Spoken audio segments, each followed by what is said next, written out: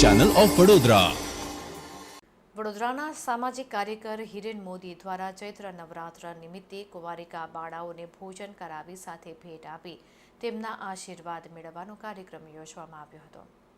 વડોદરાના Waghodia Dabhoi ring road પર આવેલા વેદાંત રેસિડેન્સી ખાતે મોદી પરિવાર દ્વારા આયોજિત થયેલા સત્કાર્યમાં કુમકુમ તિલક કરી કુંવારિકા બાળાઓને આવકારવામાં આવી હતી, જે બાદ તેમનું પૂજન કરી તેમને ભોજન પીરસાયું હતું। અંતે ચોપડા અને શૈક્ષણિક કીટની ભેટ આપી કાર્યક્રમની પૂર્ણાહુતિ કરવામાં આવી હતી।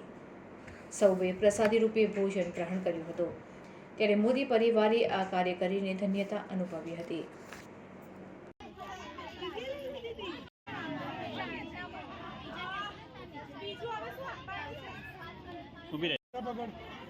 ઊભી રહેજે। ચલ, છોકરાને નહીં, ખાલી દીકરીઓ માટે જ છે।